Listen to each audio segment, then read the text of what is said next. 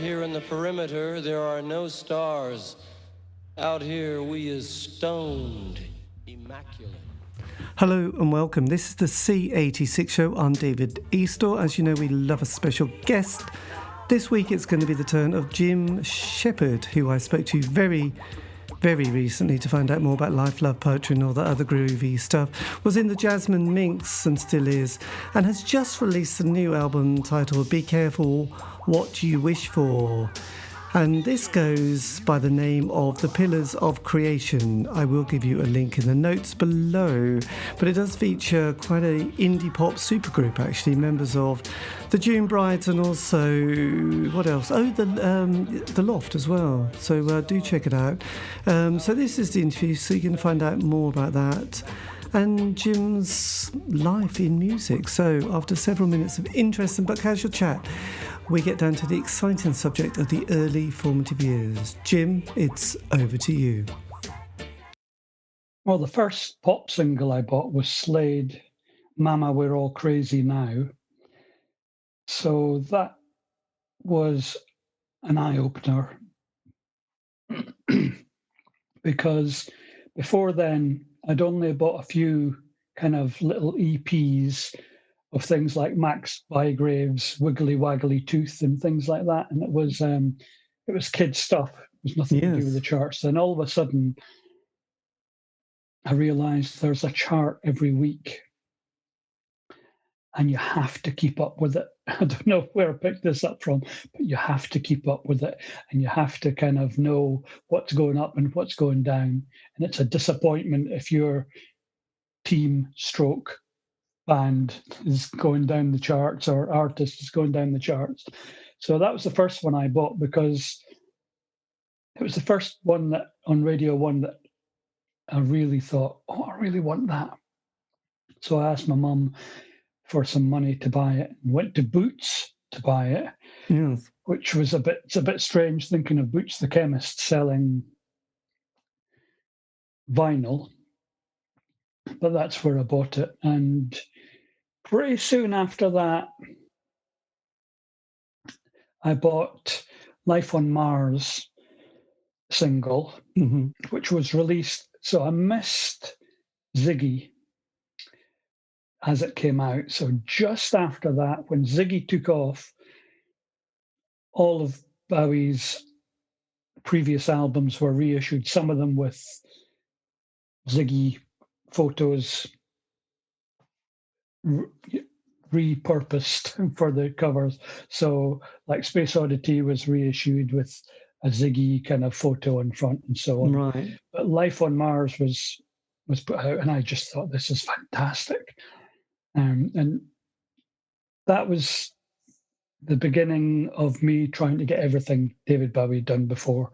Yes. So by the time I was about 12, I think I had, if not all these albums, then most of them. Yes, I suppose it was quite... So you had the first album, well, I say the first, but the one with the image of his face right at the... quite close up, which I can't remember the first photographer, which is a bit bad of me because I did an interview with him. And then there was Hunky Dory, Ziggy, Aladdin Sane. So was there any others actually? I should know this, shouldn't I? But well, Space Oddity album was originally called David Bowie. Yes, that's the one. And that was his second album. And the first album was called David Bowie. So it was all a bit kind of, you were thinking all these albums were going to be called David Bowie. But Deram or Decca, I think it was Deram. Oh, yes. Put out a compilation. And I remember it was 99p instead of paying £2 or £2.50 for an album. This was 99p and it was called The World of David Bowie. It had a Ziggy kind of photo in the front, but had it had a kind of selection of the early stuff before he went kind of rock. So did it have those stuff. Tracks like Can't Help Thinking About Me and those? Didn't have those. No, it had Uncle Arthur. She's Got Medals.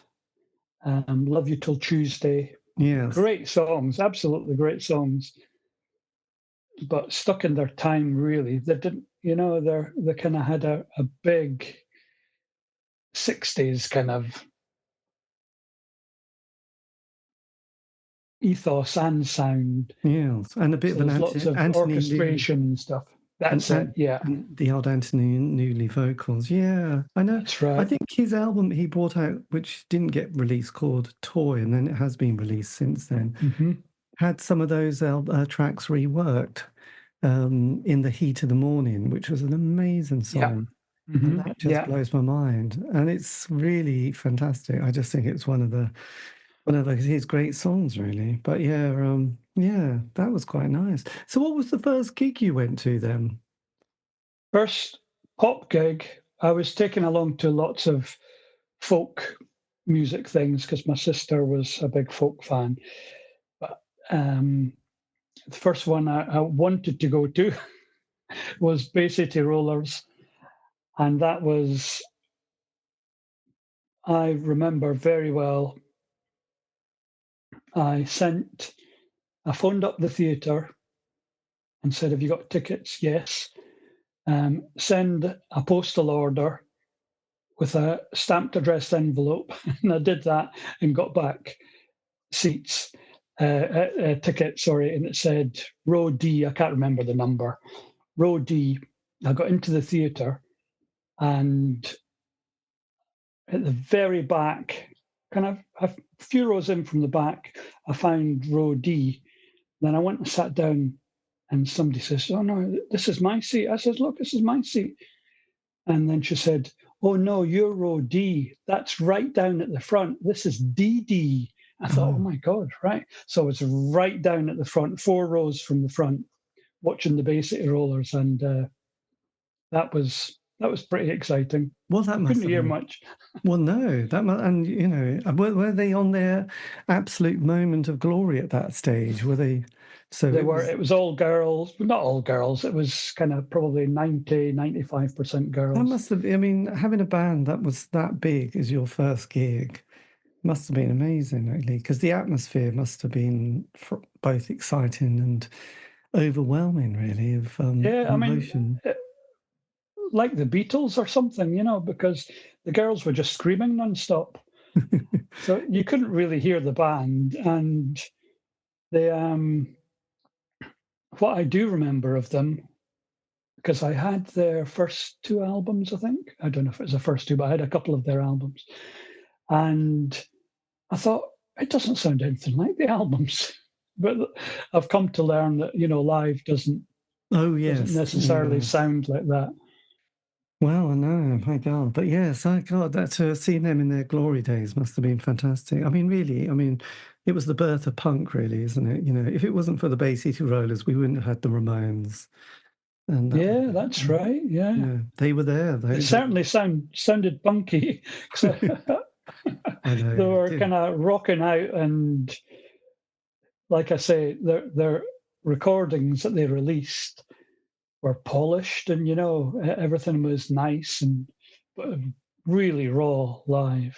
Yeah. Well, I don't know. I did an interview with Les. Well, I did 2 interviews with Les, and amazing character. But my God, they got so ripped off, didn't they? It was one of the tragic stories of our time, really. Poor old boy. It's horrendous, wasn't it? And their manager as well. Their manager was horrible. A horrible man, really. Yeah, I know. Yeah, vile. Yeah. God, I know, that was terrible. Then, so when you got to 16, what kind of period? Was this still the 70s, or were you kind of I'm born 1962. Right. So did you leave school in 78, or did you I left school in 1978, yeah. Right. And then what happened then before?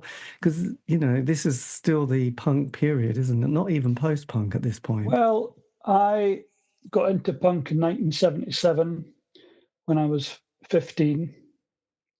And then within a few months of getting into the music, Elvis Costello and the Sex Pistols and Clash, Stranglers, within a few months, so by the end of 1977, I had an electric guitar, and my friend Tom didn't have a drum kit yet, but he did bang around. He bought drumsticks, he'd bang around on things, and we started writing songs and recording various bits and pieces, covering songs by Ramones, Bowie, The Clash. Who else did we cover? And a few of our own. I can still remember some of them. Excellent. Scarred for Life was one of them. Oh, good. Nice. Angsty. Yeah. Yes, it's all very good. And at that stage, were you taking it very seriously? Yes, I mean, we wanted to rehearse a lot and we wanted to play gigs, and we did eventually play a lot of gigs. And we had this thing, me and Tom have been together all this time, really. We had this thing. He was an apprentice on the boats in Aberdeen, and I was an apprentice in the building sites in Aberdeen. And we had this thing, we said, right, we're going to get a little warehouse kind of workshop, and we'll have punk rock playing in the speakers while we're working, and we'll get all these jobs. People will come in and give us jobs, and we'll still carry on writing and recording, and we'll have one hit, and then we'll stop doing the music and we'll concentrate and do the kind of construction work. And so that was our thing. So we wanted to be one hit wonders, I suppose. Right. There was quite a, I don't know, there's something, I think we thought we'd be happy if we'd one hit, we'd be happy. And that would do us for the rest of our lives. Well, yes, aiming high here. Yeah. Yes. So then as we sort of broached into the 80s, I mean, this was a kind of the great transition, wasn't there? The Thatcher years with the sort of, obviously there was the Falkland War and then the miners' strike and then Greenham Common. What was it like in Aberdeen at this stage? Well, I nearly walked straight into Margaret Thatcher at one point. It's hard to believe now. There's this kind of it's a small entrance hotel anyway. I don't know if it's actually a big hotel once you're inside it. But there's a hotel in Aberdeen at the railway. I think it's a station hotel. And Susie and the Banshees had been playing the night before, and my friend came round for me early in the morning. She said, Susie's staying at the station hotel. We've got to go. All right, okay, let's go. And we went down, walked straight into the station hotel. It's a little reception area, tiny little reception area with sofas and stuff. And Susie Sue's there, Neil Stevenson. And the night before, the band had broke up in Aberdeen. So two of them had left and done a runner. And Susie and Severin were left. They played the gig, but with Robert Smith on guitar and the Cure's drummer playing along. I think they did the Lord's Prayer, but they jammed for about 20 minutes and everybody was delighted, with that. Anyway, we went in there. My friend Jody went straight up to Susie Sue and said, there's your guitarist, pointing to me, there's your guitarist to take over for the guys that have left. And she just looked at me and kind of, she didn't say, oh, no, or anything. She just kind of looked at me. Oh, yeah. Right, and yes. So we were hanging around there and it all fizzled out a bit. I think Susie Sue went off maybe to get backed. And we went out the door, just a little normal door. Margaret Thatcher came out of a car and came straight towards us, and she was going into the hotel as we were going out. So I don't think that would happen nowadays. I would imagine there'd be lots of security and stuff around. Well, yes, my God, there you go. So, and to be honest, she must have just been Prime Minister for a few months, I think, by then. And I didn't know anything about politics or the news, but I thought, wow, she's really famous. That's our Prime Minister. And I was a bit overawed. I wasn't, at the time, I didn't really, even though I was a punk, I didn't really know what she was like. Well, We all found out. We all found out within a few years. Obviously. Well, I suppose during the 70s we had Mike Yarwood doing impersonations of prime ministers, and they all seemed, from Ted Heath to Callaghan to Now You've Got Me, all the others. They were swinging in and out of number 10, weren't they, at that time? Quite a lot. Wilson, there you go. Callahan. God, I'm not sure about this. Yeah, so You're right. It's like, I would have known them through Mike Yarwood's impersonations and things. That's how I would have known them.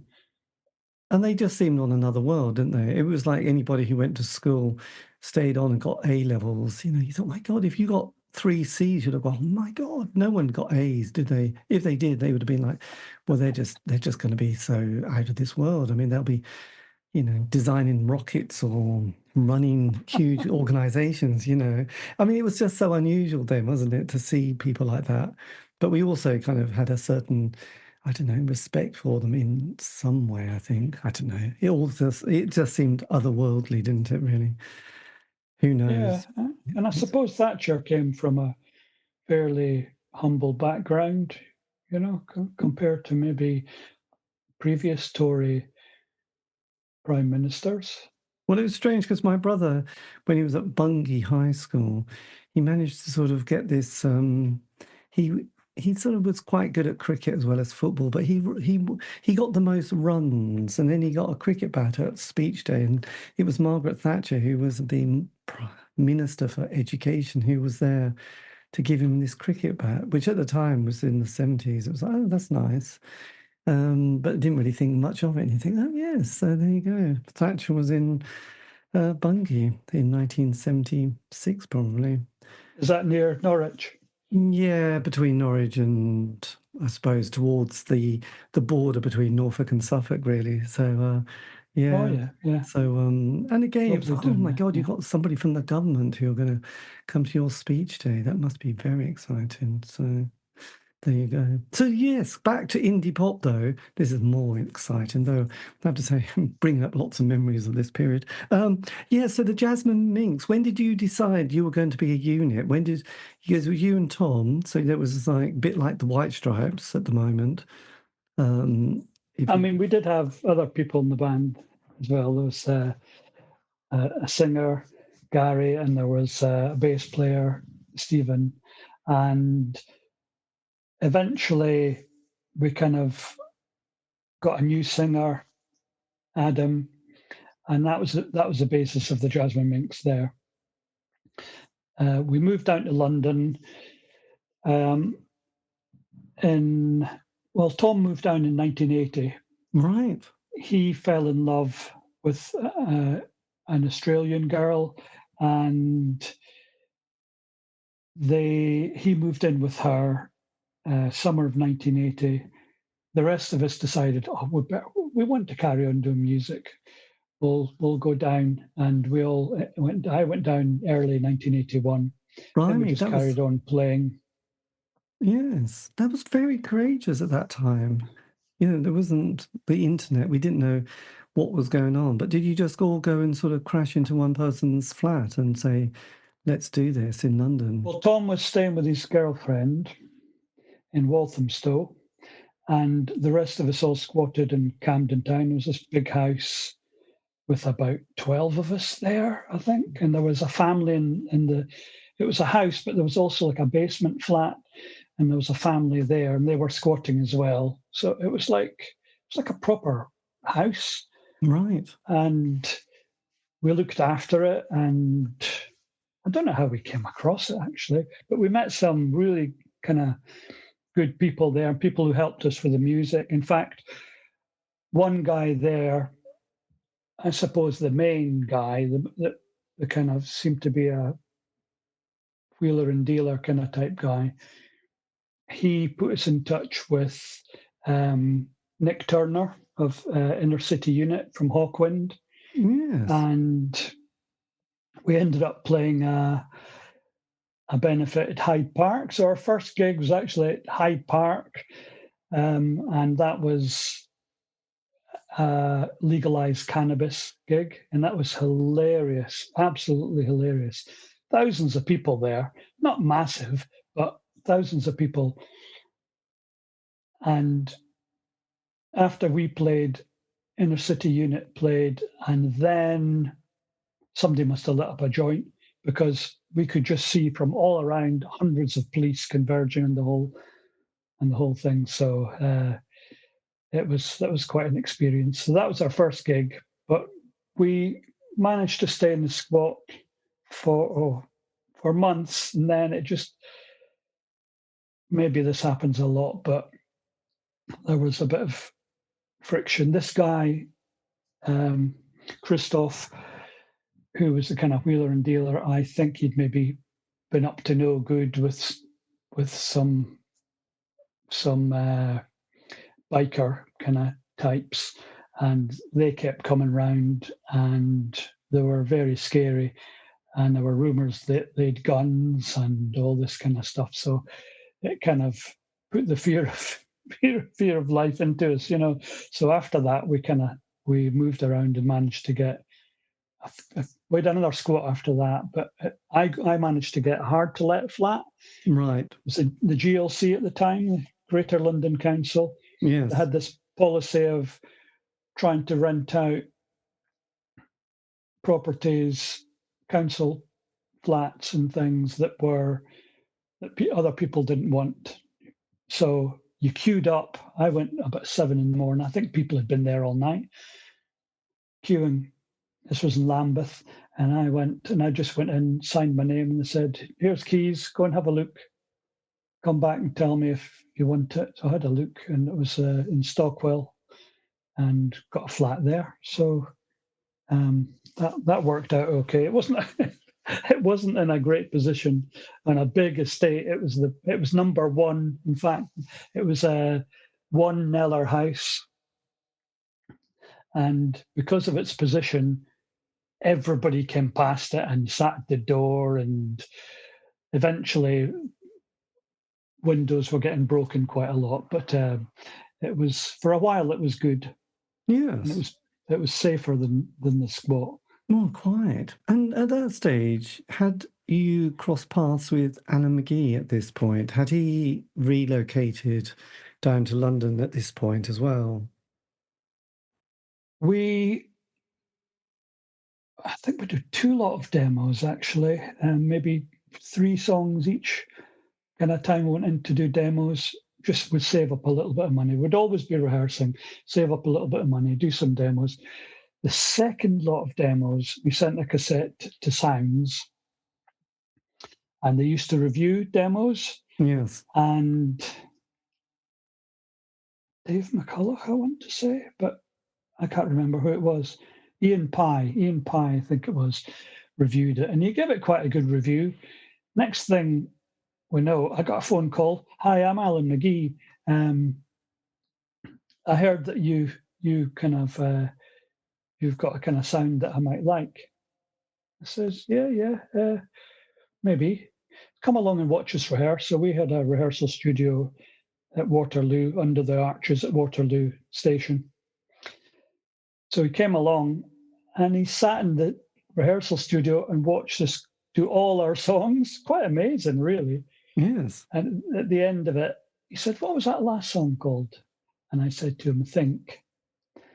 And he said, "That's the single." And we went to the pub afterwards, had a bit of a chat. And then he phoned me the next day and says, "Right, you're Scottish. You like the Velvet Underground. Do you want to be in my label?"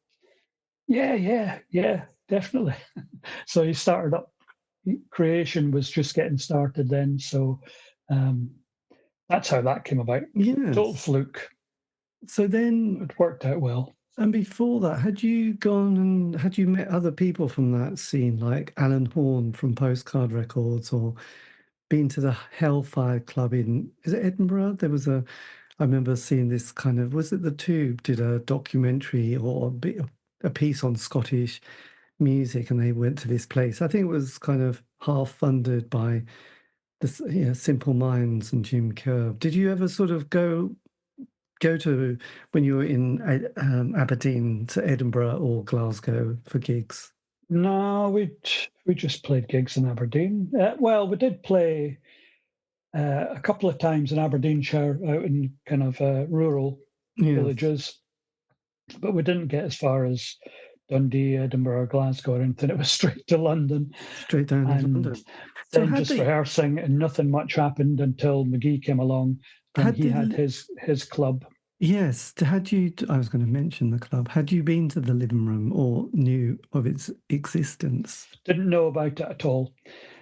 I think it had started in a pub in Seven Sisters Road, maybe as a trial with television personalities playing. When we started going, I think it maybe had just started at a place called Conway Arms, and that was Adams Arms, Conway Street, just at the bottom of the post office tower. And you had to go up these rickety kind of stairs to a little function room, and it's just a PA, microphones, and people would bring along their amplifiers, and there were some good bands playing. So, it's really good. There was a band called The Living Room who changed their name to The Loft. Oh, yes. I'm not sure if it was because of the venue being called The Living Room. Primal Scream, we played our first gig there with Primal Scream when they were a duo. It was just Jim Beattie and Bobby Gillespie, and we played with the Nightingales and Nicky Sudden, television personalities.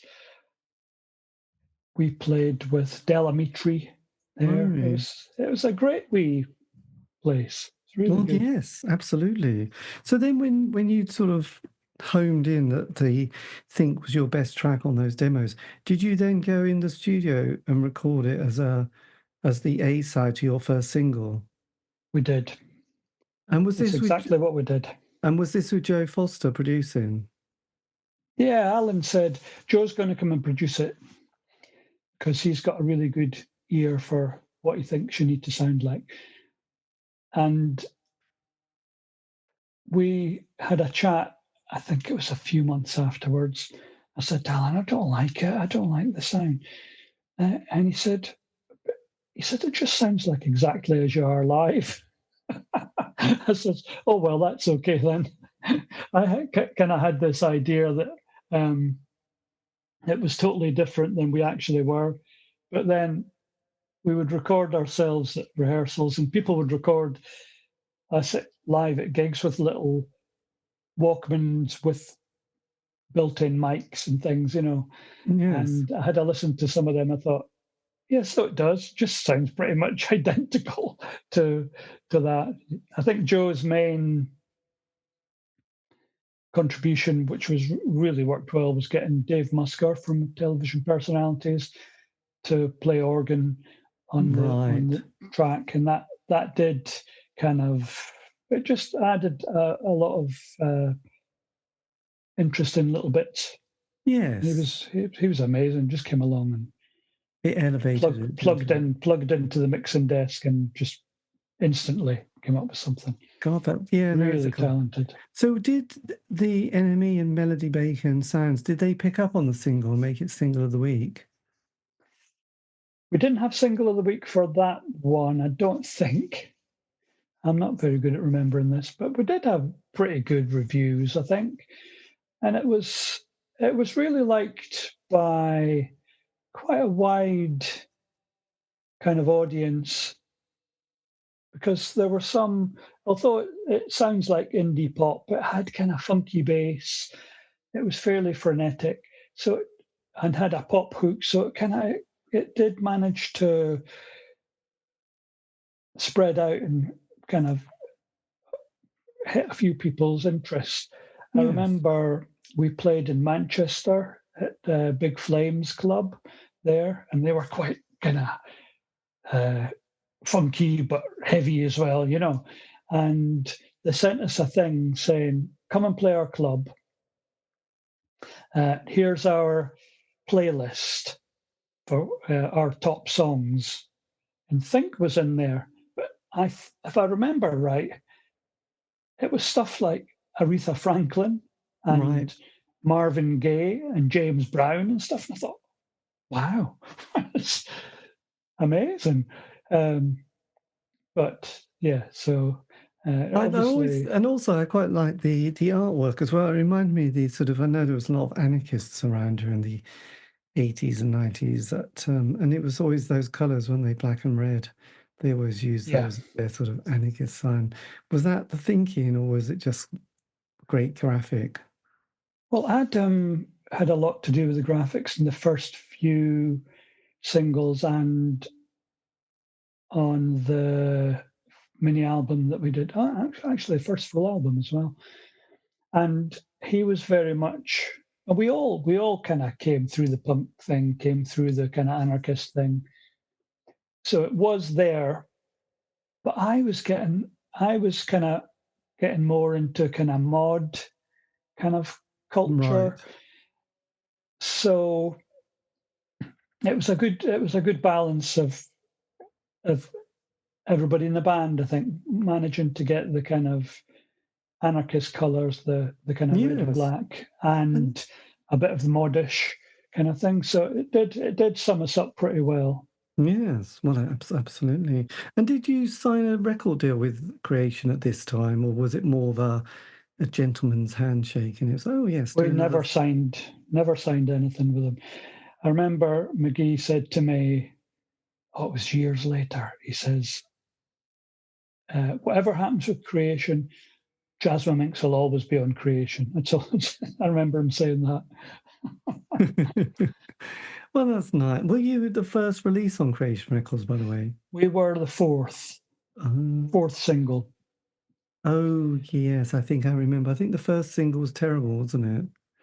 It was The Legend. I mean, it was a statement that really just did say things are rubbish at the moment and let's make them interesting again. Yes. And so it was a rant, really. And second, third would have been Biff Bang Pow, and it would have been The Revolving Paint Dream. And they were all basically McGee and his pals. So we were the only outsiders really to come in that Yes, weren't already McGee's pals. Although we pretty soon became friends. that's right. Yeah, So he he was the started. fourth. So it was, yeah, The Legend, The Revolving Paint Dream, Flowers in the Sky. Yeah, I Biff. love the B-side to that, In the Afternoon. I really, Right. really like that. Yes, and then you had the Pastels, X-Men, Biff Bang Pow. Yes, God, it was kind of groovy. So then with that release, you got a few more singles, and then you got the first album which came out. Was that a kind of collection, the 1, 2, 3, 4? Is that just a kind of extended EP?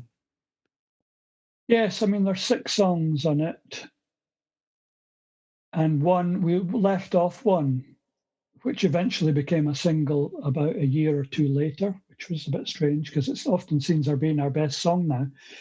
But we knew what we wanted for side one, which came out exactly as it did, but we didn't know side two. So McGee put, if I remember right, our second single and the B side. And maybe there was one new song as well. So it might have been, I can't remember, but I think it might have been 4 out of the 6 songs were new. It was Yes. still, we were still finding our way. So maybe a full album would have been a bit much at that time, or maybe it was finance. I can't remember. It was expensive to record then, very, And very expensive. you toured, didn't you? You went to Europe as well with the band at that stage, 84, 85. Yes, Yes, we went for 10 dates, I think, over a couple of weeks, mainly in Germany, going round, starting in Berlin, going to Hamburg and Neuss, Cologne. Can't remember where else. Then over to Switzerland and France. I managed to sort of track down this guy who was he called Thomas, who was the booking guy for Thomas Zimmerman. Yes, God, I think that's amazing. And he told me his story. I interviewed him, and he said he just met everybody at this gig to see was it television personalities, and something happened. I don't know. It was a strange kind of meeting of these people all at the beginning of their journey, so to speak. And then they said, "Oh, could you put some gigs on for us?" And I think he went, "I've never done that before," and off he went. So, yeah, it's amazing. Yeah, he is amazing, actually. Amazing story. So once that came, you were sort of, this is 85 to 86. You also then did 2 sessions at the BBC. One was a John Peel session, wasn't it? And then Janice Long as well. So did Peel sort of pick up quite quickly, the band? No, it seemed to be quite a while, but we were still playing very small gigs, occasionally getting a little support. We supported the Violent Femmes. That was a big one for us. So he maybe eventually just thought, oh, these guys are kind of getting a little bit of notice now, so I'll ask them to come in. So it felt like it had been a long time in the waiting, but looking back now, it was probably a year or something. Yeah. It seemed like forever at the time. So with that John Peel one, you did that in February 1986, and you did The Ballad of Johnny I, Cry for a Man, You Can Take My Freedom, I Don't Know. So were these kind of tracks that you'd been working on for quite a while, or had they been written quite soon towards the session? They were all new. We'd just recorded them for an album, so they were new to us, and I think we've been playing them all live. So it was quite easy to go in and recreate them in a session, and it was quite exciting to go in. We didn't realize what was involved. We didn't realize it was such a huge studio. We didn't know what to think, actually. But when we got there, we were quite bowled over by the sheer scale of the studios there and how quickly they all work. Yes, I would imagine having to put all that together in one day must have been quite a lot of pressure for the band at that point. How did it compare to your Janice Long session that you did at the end of the same year? By that time, Adam had left. Adam was the band leader live, I would say. I would say I was the band leader in rehearsals, and I'd say Adam was the front man. He was the person who could entertain people live. He could insult, make people laugh, or sometimes just be kind of downright sullen. Yeah. But he was pretty amazing. But he wasn't happy with the just being in a band, I think, in general. And he'd been making some other friends, I think. So he just said, I don't want to do this anymore. So it was a bit of a shock, to be honest, because it had been kind of, he'd said this so many times that I thought, he's just kind of getting things off his chest, you know. But all of a sudden, he was gone. So next thing I know, there's an old friend from Aberdeen that I went to school with, Derek. And I woke up one Saturday morning to a knock at the door. By this time, I'd moved to southeast London, to Penge. And knock at the door, open the door, Derek. And he'd hitched up from Aberdeen, down from Aberdeen, and said, I've come to join the band. And he'd a trumpet in his case. And I said, okay. So I showed him some songs, and we must have annoyed the neighbours because you know how loud a trumpet can be. Yes. And he was amazing. I thought, oh, this is great. Okay, right, brilliant. And the next thing, one of his friends that I knew, who lived in the same street as me when I was a kid, but he was a lot younger, so I didn't really kind of hang around with him. Watty, he turned up and said, I want to be in the band. I says, well, what can you do? He says, well, I play guitar and I'm good at getting things done. So he went into creation offices, met McGee. McGee got on the phone to me. He says, who is this guy? He's amazing. He's just got so much energy. You got to get him in the band. Right. I said, yeah, he's in the band. We've been rehearsing already. And he went to... We did some demos in cassette, just with a 4-track cassette in my flat. And he says, these are great. Took them into Broadcasting House. Is it Broadcasting House? The one at Oxford Circus? Yes. Took them in there and said, I want to speak to Janice Long. I said, yeah, go on then. And he went up the stairs, sat down with Janice Long and said, I want you to give us a session. And she put on the songs that were in the cassette and she says, oh, I like that. Oh, yeah, that one's good. Yes, okay, we'll get you a session. And next thing, John Peel and John Walters come in and Janice Long says, oh, let me introduce you to my colleagues. And what he was speaking away to them. And I thought, how the bloody hell did he do that? I've no idea how he did that to this day. But the next week we were in doing a session for Janice Long. And that's fantastic. It was really cool. Yeah. God, 98, 86 was your year, really, wasn't it? It kind of all happened. Yeah. I mean, I don't know. I kind of feel 80, maybe 86 through to about 88, maybe, yeah. So with the self-titled debut album, was that recorded for £600 then? That was recorded in Ellen in Aberdeenshire. It's maybe counted as being Aberdeen now. I'm not sure.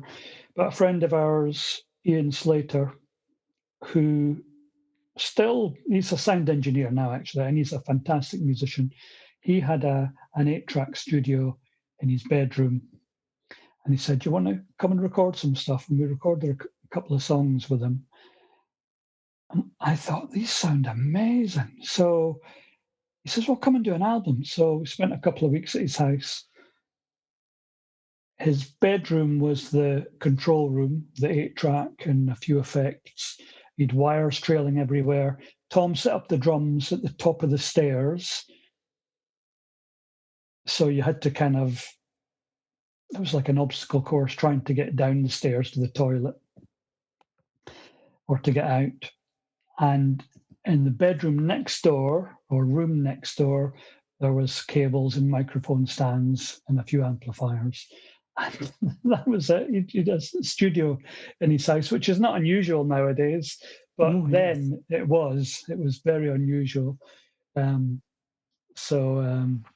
he was in a band called APB. They still play now and again.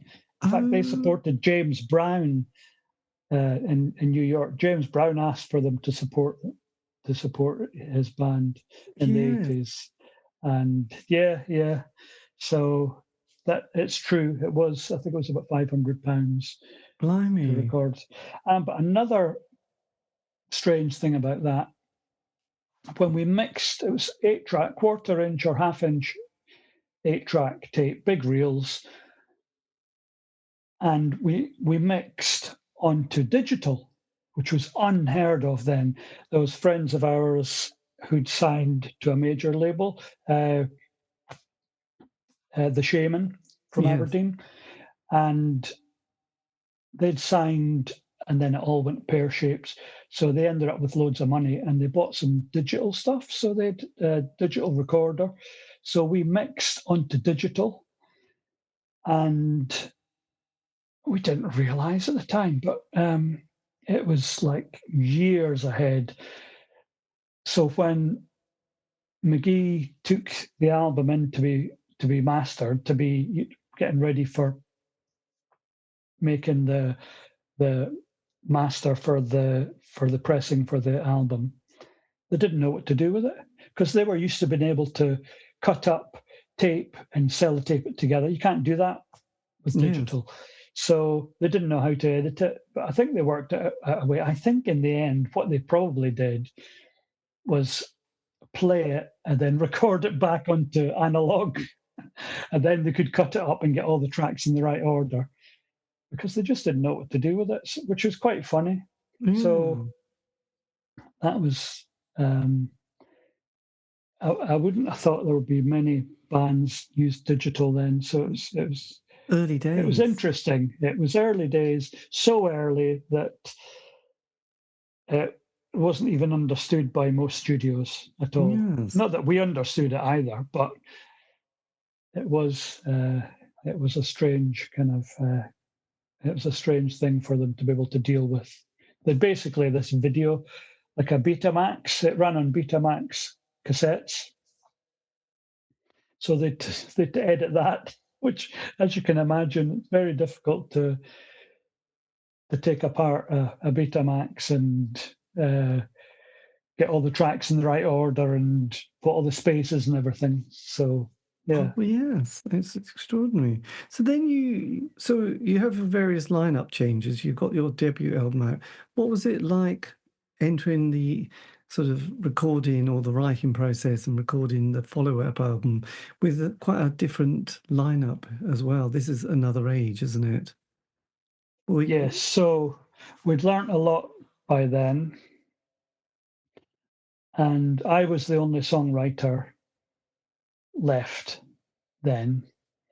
Watty left by the time Watty recorded a couple of songs with us for the album, but then he decided to go back to Aberdeen. So we borrowed a guitarist from Mackintosh band, The Claim. Right. So we borrowed Dave Arnold. Yeah. And he was absolutely amazing. So we went in to Alaska Studios, and we'd already been up to Edinburgh recording Cut Me Deep. And the producer we had there, Wilf Smarties, who'd done like Wet, Wet, Wet and various other kind of fire engines he did, he was amazing. He would take our songs and would go over them with a fine-tooth comb. We'd never had anybody do that before. And say, right, we need to change this, change that. We need to get the tempo right. We need to add a bit there, take away a bit there. And we were absolutely gobsmacked. We just used to write a song and that was it. It was done. Now we thought, well, I thought, oh, so you can take a bit of a song and it doesn't have to be the way it was when you wrote it. You can swap that bit, or you can cut a little bit out. You can miss a bar there, or you can do a key change there. And I was learning all these things, and I was like a sponge. So when we went in to record Another Age, I just borrowed everything I'd learned from him. So we recorded everything at an even tempo. We arranged the songs properly before we went in. All these things. I mean, the recording itself isn't fantastic, but I'm quite proud of the songs and the way they flow. So that was how that came about. My God, because because there was a kind of a golden age for indie, wasn't there? Sort of, for me, it was really from 83 to 87, which I know I say all the time. But that was the years of the Smiths. There seemed to be a movement and a moment really in musical history. Then things changed a lot. So for you being part of that, the music world, it must have felt a bit strange going in to record the almost your fourth album at this stage, at the end of the decade, because people were, there was that new, I sort of realised now that, you get this new wave of teenagers coming along and they're looking to discover their band, and not that excited about the next album by people like, I don't know, was it Mighty Lemon Drops or the Darling Buds? I mean, actually, they might have still been quite relevant, but you sort of realise that the bands have that moment, don't they? And there's like, oh dear, the follow-up album can be tricky. So, what was it like looking to sort of record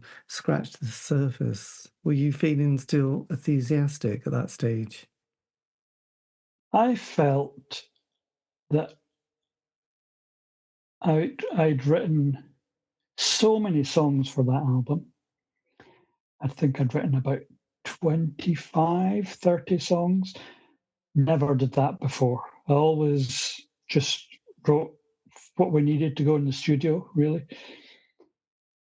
I thought we'd a new guitarist then, Ed DeVlam, and he was amazing, absolutely. Where did Ed come from?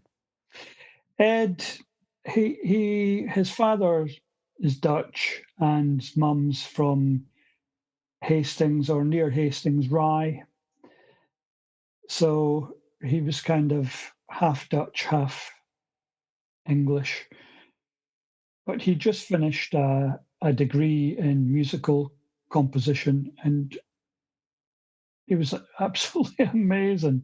I've never met anybody before who knew what proper chords were and how to arrange stuff and how to add complex rhythms and things. So I would write songs in my usual kind of 3-chord kind of way, and he would just make them sound amazing. So so I was really pleased with the songs.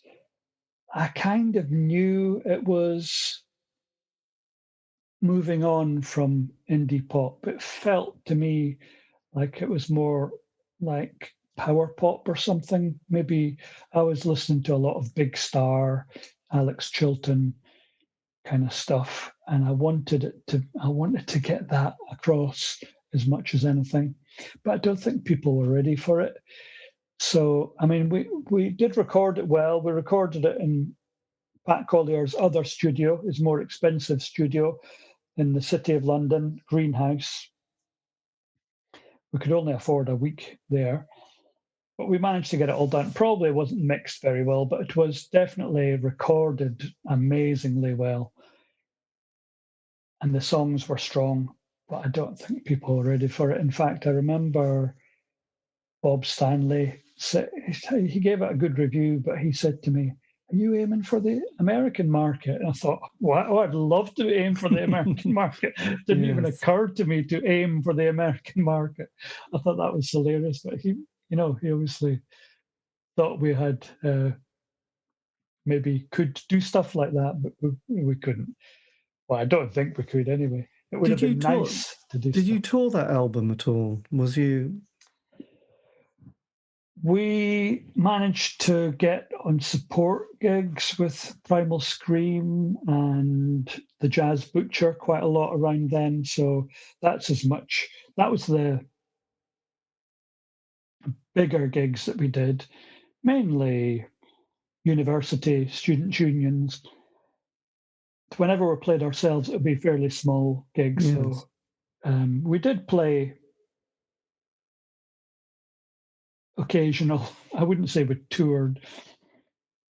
We'd do a gig here and a gig there. Following weekend, would maybe play a couple, and a couple of weeks later, maybe 2 or 3. So it was scattered around the place.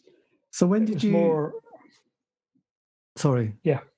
I was going to say, when did you decide to call it a day with the band? Well, we didn't really. We just kind of fizzled out. Ed had decided he wanted to go and teach in Spain. So he went to Spain, but then he got in trouble there because he didn't have a green card or whatever it was, and he ended up in prison there, which absolutely destroyed him. I mean, I've heard Spanish jails are really bad, but he said, "Oh my God, that's a bit rash." I know, it's crazy. I think they just forgot about him. I don't know. He said it was a sandy floor, and his fingers were all bleeding because he was so anxious. He was just scrabbling away at the sandy kind of floor the whole time. I think he was in there for days, might have been longer. So he was a bit of a nervous wreck, but he managed to overcome that. And he was actually working for a company, and they just washed their hands of him. But he got another company to work for, and he moved there to teach in Spain and stayed there. So I thought, oh my God, I had real high hopes, because Ed was starting to write songs. We did one of them was on Scratch the Surface. Right. But I thought, this is how we get kind of to be good, to be kind of maybe a bit more professional, have people interested that are outside the kind of tiny gigs that we're playing, and maybe have a much broader audience. But because it probably was never going to happen with me writing songs, maybe by a fluke. Songs like Cut Me Deep could have maybe crossed over. But Ed could write stuff, and you think, oh my God, it's just amazing. Like proper professional kind of sounding stuff, really good kind of power pop kind of type tunes. Yes. But when he was gone, I just really, really kind of thought, oh my God. So we had managed to, we had a few gigs planned. In fact, we played with Mo Tucker in Leeds, of all places. We talked about Leeds earlier. And we thought, oh, this is great, Yes, a legend. And we thought, right, okay, this could be okay. But what happened was we'd a new guy come in, an old friend from Aberdeen, Robert Gregg. We called him Fusky, but his kind of real name's Robert Gregg. So he came along. He could play drums, guitar, sing, clarinet, and we did play a few gigs, but it just kind of fizzled out, really. Yes. I think we'd run out of energy by then, and it was very difficult to get. I think if we had the energy coming to us, we'd give it back 10 times over, but you've got to have it coming to you as well. So we didn't have the energy to keep us going, playing very small gigs with nobody taking much notice. So the album kind of flopped, really, which is a shame. Yes. So that was a bit of a downer. And so then how did you navigate? Yeah, I was going to say, how did you navigate your 90s? Well, I was still writing quite a lot of music, but not with any purpose, really. I was kind of getting into kind of opposite kind of things, kind of acoustic-y folk, but also electronic stuff. So we kind of built up a load of songs, and eventually had a couple of albums out in late 90s, early 2000s, which were kind of pretty wild, mixed of kind of guitar and electronics kind of type things. So that's. So did you was that on A Genius Move? Was that a release? Was that one of the albums? Yeah, that was a bunch of demos that we put out when the internet kind of started for us anyway. In kind of 1998, I think, we set up JasmineMinks.com, and we're probably ahead of our time, really, but we had our own website, and we had some sponsorship as well, which was pretty cool. And McGee said, "How are you doing all this? How are you managing to do all this?" And he was kind of saying, this is just amazing. He wanted to kind of have a website as well, but they didn't have one. We were before them even. So he started a website, and we kind of ended up kind of joining in with him or him with us. I can't remember which way around it was. And he'd get all these people to to write things for the pages and stuff on the website. Wayne Kramer and people like that, and it was pretty amazing. But through that we put out a kind of CD, which was you just order it and we burn it off and send it to you. So that was that album. But then McGee stopped creation, right, and started up and wanted to start from scratch again with budget kind of recordings. So we fit really well in with that. He said, "Here's £1,000, do an album." And in 2000, the year 2000, £1,000 wasn't much to record an album. So I went out and bought a digital 8-track with that and recorded. Me and Watty was back on board by then. Me and Watty wrote loads of songs, and we went into a studio to finish them. And so this is this is Pop Tones record. This is Pop Tones. Yeah, sorry, I didn't say the name there. Yes. But it was a really interesting label.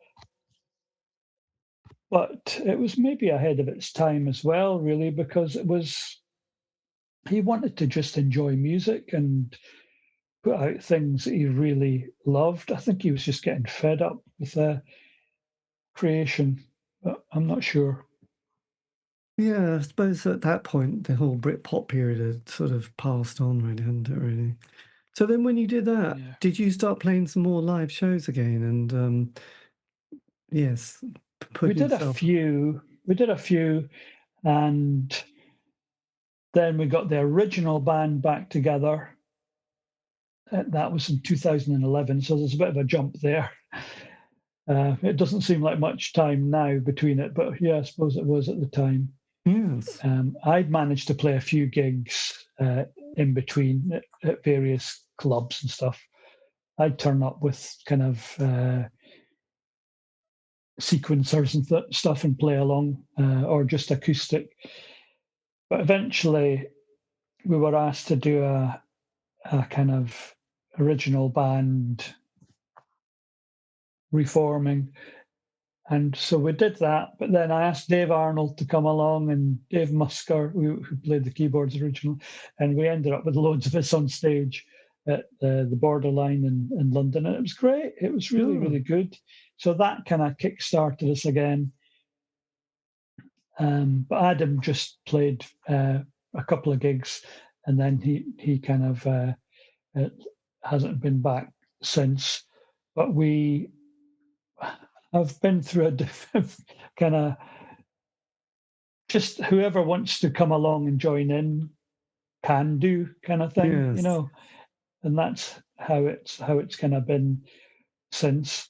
So there's a core really of for the last 10 years or so, me, Watty, Tom, and Martin was our first bass player in London, and he's always been with us. So there's a core there. Dave Musker plays with us, and our roadie from the 80s, Chris Narayan, he now plays guitar. So he stopped roadieing for us. He won't pick up stuff anymore because he's a guitarist. So that's great. And he bops around on stage, and everybody has a good time. So yes. So then in the years, because that was the team period. So then you put out a solo album, don't you, in 22, and then 23, the Jasmine Minks brings out another album, doesn't it? So at this point, where does the line cross between you thinking this is me as a solo artist and this is me as part of the band? I'm just a very impatient person, and if I don't feel that the Jasmine Minks can get together for whatever reason, it might just be we're a bit of a monolith in trying to get things done because we're all over the place and it's slow. So I had a load of songs, old and new, and I thought, I want these done now. So I phoned up Dave Morgan from the Loft Yes. and asked him if he would do some drumming for some songs that I'd done. He says, yeah. He says, fine, yeah. He says, would you like me to produce an album for you? I says, I didn't know you produced. Oh, yeah, produced loads, done lots of production. Right. Played on about 60 albums or something. I didn't even realise. And so he produced it, and we just talked every night. We'd record, send things back and forth. Then we got loads of other people involved, loads and loads of other people, either in studios or in their home studios. This was mainly during COVID. And that's why that came about. I think some of those songs could quite easily have been, some of them especially, could have easily been Jasmine Minks songs. Because I don't think there is a particular Jasmine Minks sound. I think we do whatever we feel we want to at the time, which is really good. So it's quite freeing, that feeling that we don't have a pressure of some kind of big label kind of saying, oh, you've got to tour the album, or you've got to do this and you've got to do that. We just do what we want. And if we can get some gigs in the back of it and if people enjoy it, great.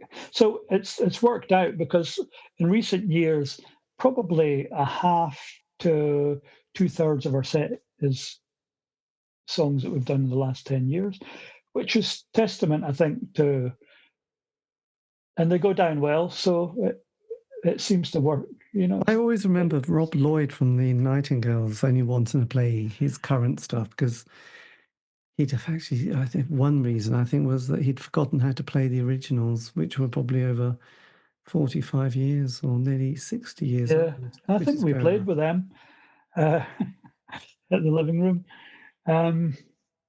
I totally get that. Well, no, I get them not wanting to play the early stuff just because you've played it so many times. Yes. But we still do.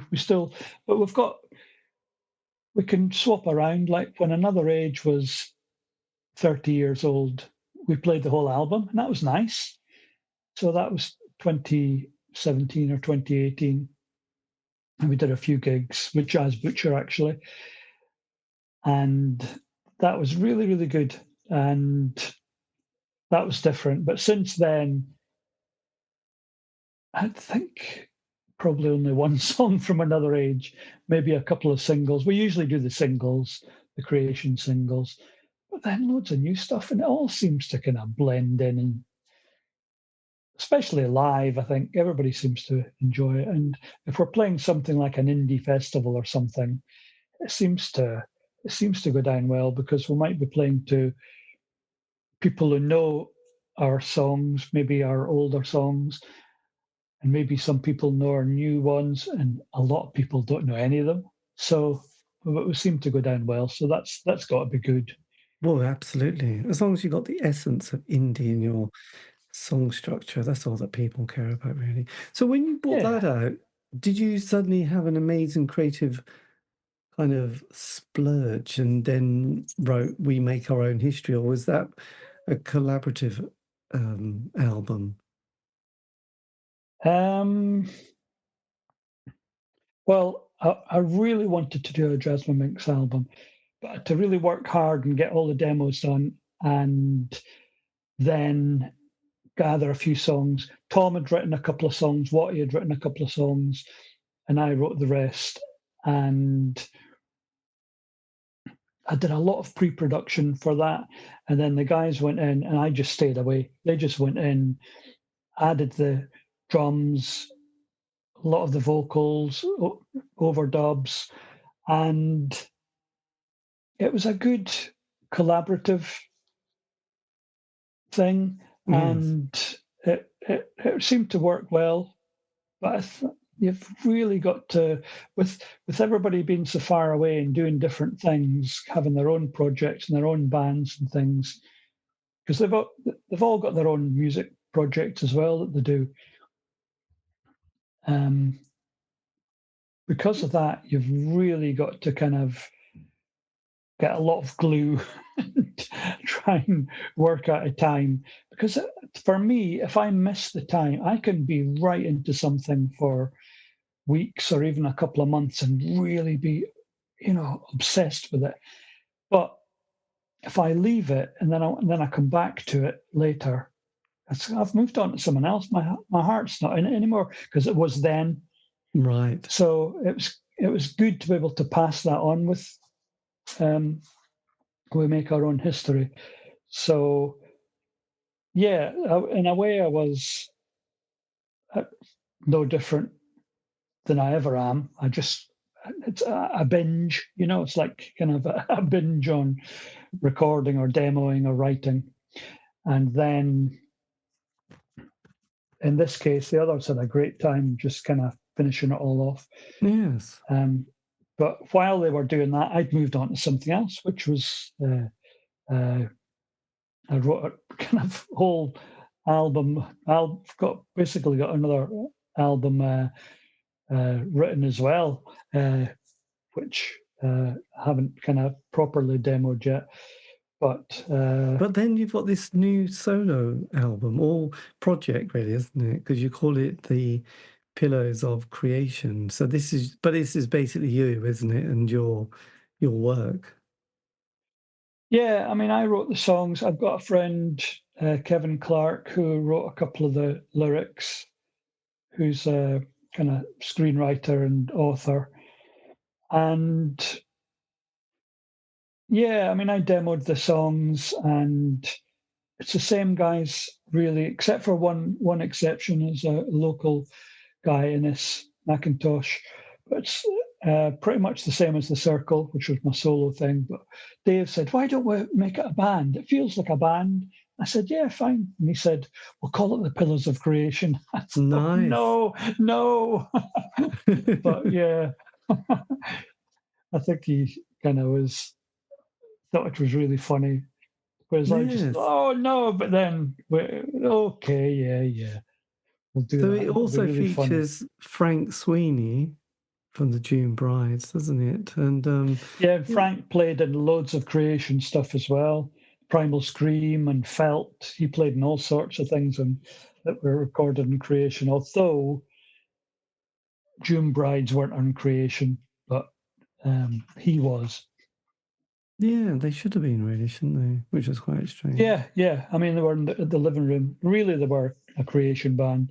They should have been on the cassette as well, the C86 cassette, but Phil Wilson said he didn't want to be on it. So, yes, he didn't want to be typecast onto that scene. But that's life, isn't it, really? I think when they reissued that with a triple CD box set, I think he was more than happy to be included. So, yeah, it's funny, yeah. I think he's making new music. I think his guitar is back out, so hopefully he'll be about. So yes, so this new album, The Pillars of Creation.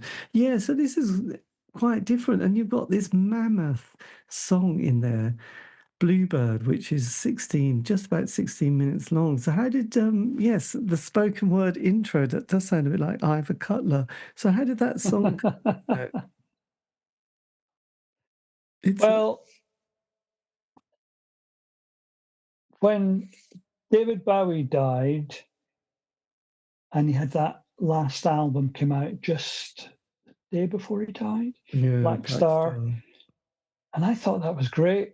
But I thought, what's he singing about, the Bluebird? And I thought, I'm going to try and find out what all this is.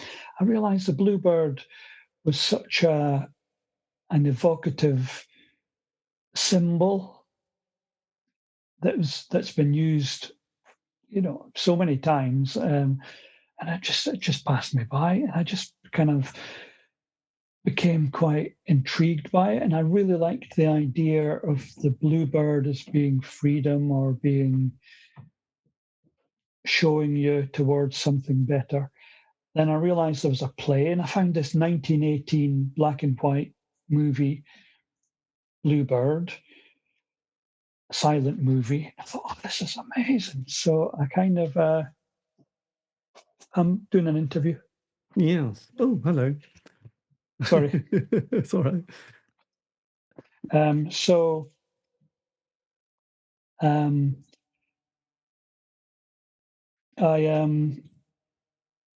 thought, I've really been into kind of concept albums like The Who's Tommy and various Kinks kind of things and Small Faces, all these things. I thought I'd love to write a series of songs or one big piece that gets across the idea of the bluebird story. And that's what I did. And over a couple of weeks, I wrote about 14 songs, and Bluebird became one of them. Right. And it's basically, it's like a quick one while he's away or something, the Who, it's lots of short snippets that join together. So they're separate songs really, but somehow they flow and they've got a kind of narrative. There's a narrative at the beginning which kind of sums up the whole thing. Then there's just a few fantasy kind of little bits. But just, it's quite simple really. But Yes. I've always been intrigued by stories in music. I think I need more sometimes. Like when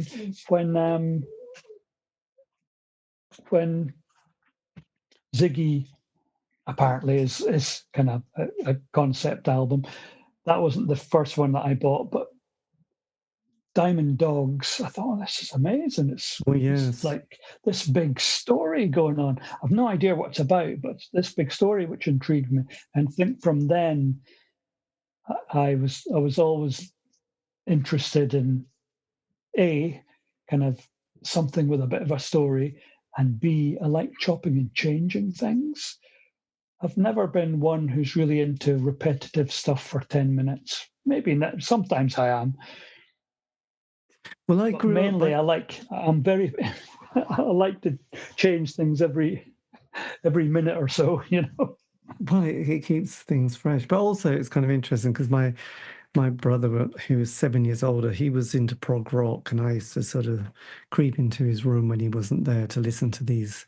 And they were all concept albums, really, let's face it. Yeah. And, I got quite drawn into it, from King Arthur, Journey to the Centre of the World or Earth. Yeah. And there was also Topographic Oceans. I mean, like you said, Ziggy's a very kind of loose concept, really. It's more of a vibe, isn't it, than anything, which I think which was quite nice. But with yes, because he had this connection. He was born on the same day, but not obviously the same year as Elvis Presley, who did a song called Black Star, didn't he? And that was kind of the line in the Elvis song is, if when your black star is there, your time is done. So it's quite yes, that's quite an interesting link with Bowie and Black Star, and then your Bluebird. So yes, it's interesting. But then it's 16 minutes. Did you just kind of allow yourself to get very kind of into absolute freedom of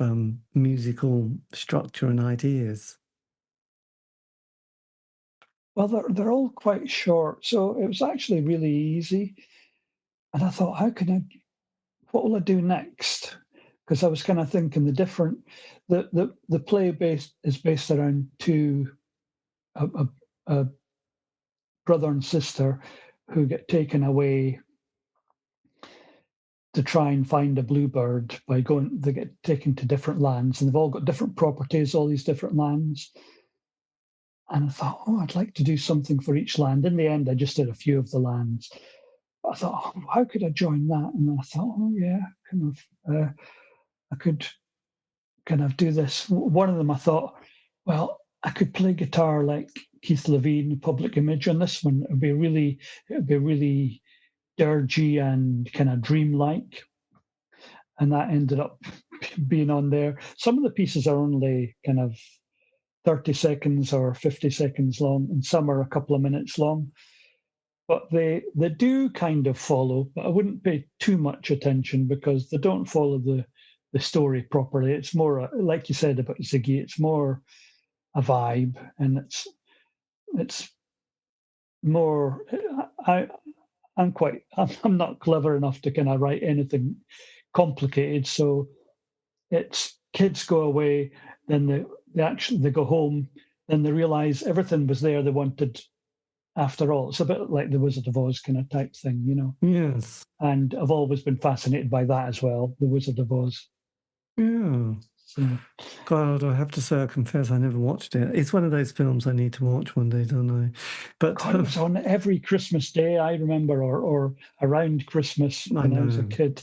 It's going to be, yeah, there's no excuse anymore, is there? Because from your press release, you said the track, oh, be careful what you wish for. So was that the kind of the first song that you wrote, or was that where the idea came from? I think that was the first song. It was certainly like a manifesto kind of thing, because I thought, right, um, I'm starting a new project. I'm going to be writing a load of songs. I'm going to write a song a day.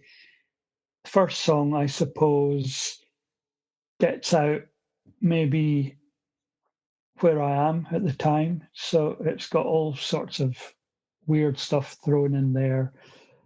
And it's a little bit of kind of, it's almost like being a mid 20th century kind of socialist or something. And what's happened to the world now kind of thing. And it's, except it doesn't make sense to anybody else probably to read that, but to me it does. So, and it's got that kind of music hall kind of feel to it as well, which I kind of quite liked. And it got more and more music hall as the other guys added stuff like brass and strings and lots of backing vocals from Ruth Tidmarsh. So yeah, so that kind of that set the tone a bit, but you'd have to kind of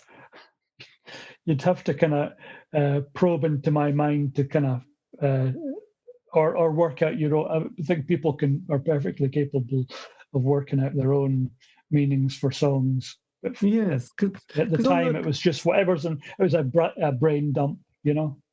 Yes, because on your press release it says this was written when you took a month off work to sort of yes. So was this kind of you suddenly had lots more time and also dealing with sort of family issues? Did that?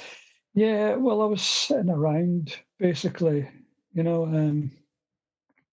My son wasn't well, and my wife Gemma said to me, "You're just sitting around, you're taking all this time off, kind of thing. You're just sitting around. Go and write some songs." I thought, "Oh, yeah, okay, I'll go and do that." So I would sit with my son. He'd be in bed, and I just had a little digital recorder, and I would just start writing songs, or I'd get a piano and I'd just be plinking along the piano. Oh, that sounds good. Or I'd be reading a book and I'd go, oh, that's interesting. That little paragraph, I'd like to write about that, something about that. Or I was listening to various stuff. But Prince really was, for some reason, Under the Cherry Moon was just really, or Parade, that was really kind of connecting with me. So I'd go, oh, I like that rhythm. I'm going to write a song with that rhythm. I'll go away and write a song, So, as I said, I was kind of writing a song a day. So, 10 minutes, I come up with a basic idea, and then I just record it and then think, oh, what could I do on that? I could add a bit of piano, or I could extend that bit or whatever, and try and make a song out of nothing really. Yeah, well, it's quite an interesting challenge, and yes, it's quite a piece of work. It was interesting you mentioned Prince because I do remember those two albums, but there was there was Love, Sexy, and Sign of the Times that I got quite obsessed with that one. But yeah, me too. And Parade, because I think they had a couple of songs, is it Boys and Girls or Wouldn't it, or would it be nice or something? It just had the most driving rhythm and guitar. It was just absolutely awesome, actually. Yeah, So, yeah. yes, there was a real period. I was very lucky. I managed to sort of get to see him live during the Love Sexy tour. And Oh, I saw him in that tour. It's amazing. Did he have the Cadillac? yes, he had the Cadillac. It was at Wembley Arena, and it was just like, Oh, I yeah, was, that's where I saw him, Wembley and I Arena. thought, well, this is different. I've been in all these little indie clubs and Yeah. on a Monday or Tuesday with 100 or 200 other people watching hmm bands like the Janitors or such Yeah. like, and suddenly there it was, Prince playing basketball, and this show, which was just mind blowing. So I did go and then luckily saw him a couple more times before I sort of I couldn't keep up with Prince really, but I've sort of listened to some more of his work recently. The latter period when I think it was Graffiti Bridge, and then there was a few hit and miss numbers. But yeah, the '80s stuff was just incredible, really. So Yeah, and then absolutely. with this album, then because dear old Nick from Precious Recordings of London, who brought out your two Maid of El kind of recordings, did you then approach him to say, look, this is not quite your normal stuff, but would you like to put out this record? I didn't really say it like that. I just said, "Do you want to put out this album?" And he just said yes. God, So he's just the God. He is God, isn't he? Really, I just he's think. amazing. Um, yeah, he's just an absolutely wonderful person to speak to and to know as a friend, but also just so honest and so generous. So yeah, yeah. I mean, there's a range of songs, styles, I suppose you could call it, on the album. So I suppose it's kind of indie, but it's got, if you separated all the Bluebird tracks, and I didn't say anything to anybody, that probably wouldn't notice. But I've decided to kind of couch it in this. It's all together because it was really for me. But then I've thought about, quite often, I said I work in a kind of binge kind of way. Yes, Well, whenever I do that, I think there is a link between all the songs, and maybe it's the style, or maybe it's an attitude, or maybe it's the music itself, or the lyrics. I don't know, but you could say that about anything about the way I work, because I do kind of, I bundle everything up, throw it away, then go on to the next thing very yes. quickly. Wow, it's probably quite good. And did you then, with this one, did you then sort of, were you in the studio with the other musicians directing the No, proceedings? no, they just, it was amazing. So there's Frank again, like on the Circle. He did loads of arrangements and guitar, and amazing. Like I said, Innes Mackintosh, he did string arrangements. And he's a fantastic all-round musician. He did loads of guitar as well, lead guitar. Arash listened and just went into a studio in Plymouth and just played along. And it's like dub almost, the way he plays. Sometimes it's quite deep. And I loved that. And Dave at times would be playing live drums. Other times he'd have a little drum machine going, or he'd be doing synth kind of bits. And Ruth would do like her usual kind of 12-part harmony or something. And then she'd go and do some siren kind of wailing, like in the sea. She just goes crazy in the kind of middle of it. And everything just seemed to be going more and more mad. I Yes. thought, this is great. I'll just leave them to it. And I said to Frank, I want everybody to have a chance to mix. And he said, oh, no, I don't think that'll work. It'll be all over the place. I said, well, let's give it a try. So Innes mixed a few, Ruth mixed a few, and Dave mixed a few. So it was, but they all seem to flow together. I think if you've got the same musicians all in the album, it's going to kind of work. But they did put in a huge amount to it, and I just left them to it. Occasionally, I would say, oh, let's get that really nice bit of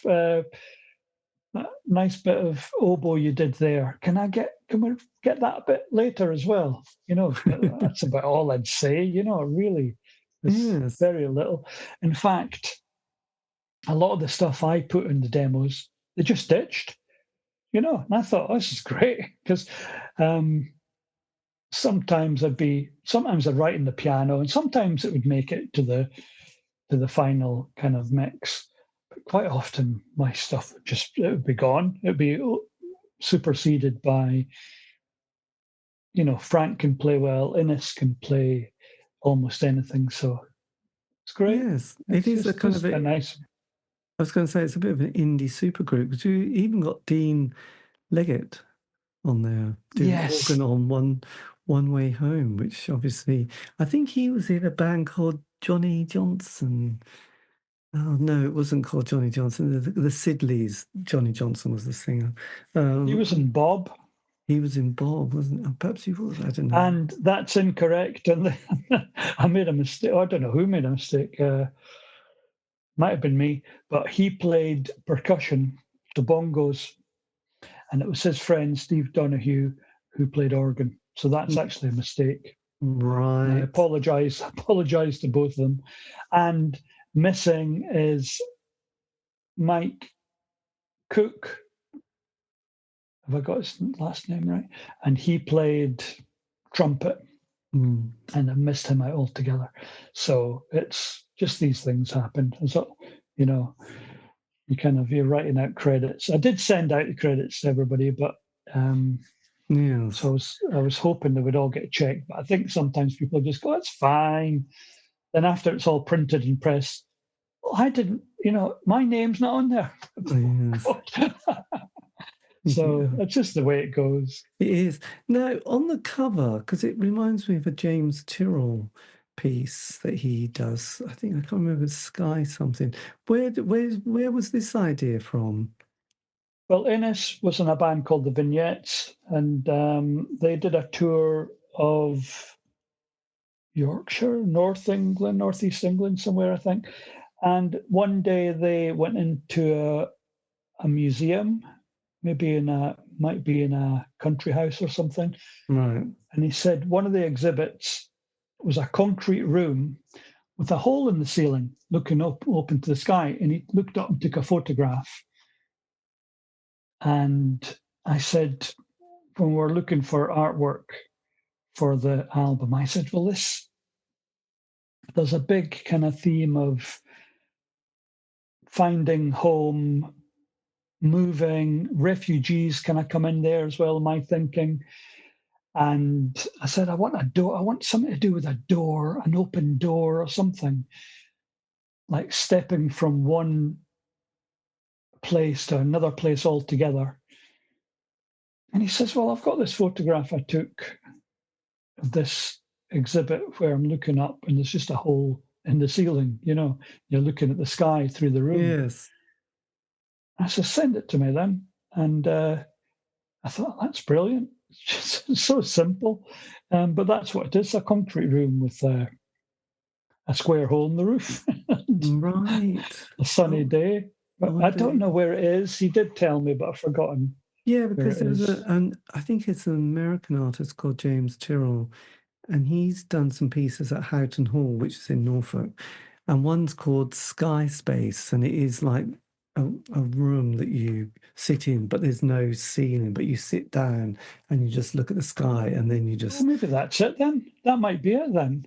And it's something a little bit similar. There might be several people who've done these projects, and you're supposed to then ground yourself and just be in the moment, looking up at the sky and how it changes, and it's nice. It's quite nice to do and stuff. So that's when I saw it, and I thought, God, that does remind me of another idea. I wonder if it's a similar one, actually. And again, as you can see, it will change. And the artist, the designer, Les Clark, I gave him the photo and I said, "Can you do something with that?" And he said, "One of my favorite albums is, or favorite album designs is Susie and the Banshees, The Scream, Right. where they kind of take an idea and they kind of use it throughout." I says, "Well, yeah, go have a go at it." And he basically used the front cover and recreated it, or parts of it, throughout the back and the inside sleeve. So some of the credits are in a similar kind of shape, but it's back to front. So it's the sky is kind of not the sky anymore, and the bit that's the sky is the kind of dark bit and stuff like that. So he's got this theme, and it just works really well. And we got T-shirts made, and the T-shirt design was brilliant as well. Looks absolutely fantastic, the T-shirts. My daughter was wearing one today, actually, and I just thought, wow, just looks amazing. It does have a kind of somebody said to me, it kind of looks, what were those kind of prog designers, Hypnosis or something? Oh, It's yes. got that kind of vibe, but it might do. But like I said, Les kind of wanted it to kind of have a theme like the Scream, like Susie and the Banshee. So that's certainly not prog. So you can make of it what you want, Well, I guess there was a member of Hypnosis, because again, I did an interview with one of them, but there was one, they employed a youngish person who I think was in, he wasn't that young actually, Throbbing Gristle actually. Peter Christopherson. To give it the edge. And I thought, that would definitely give it some edge, wouldn't it? Yeah. Yeah. Yes, anyway, Hypnosis. I wonder if I can find it in the next second. Hypnosis design. Yes, I know this could be a long moment, couldn't it, in the history? So what was his name? Audrey, I think. No, Peter. Peter Christopherson, wasn't it? Yes, that's it. And there was Storm and Aubrey Powell.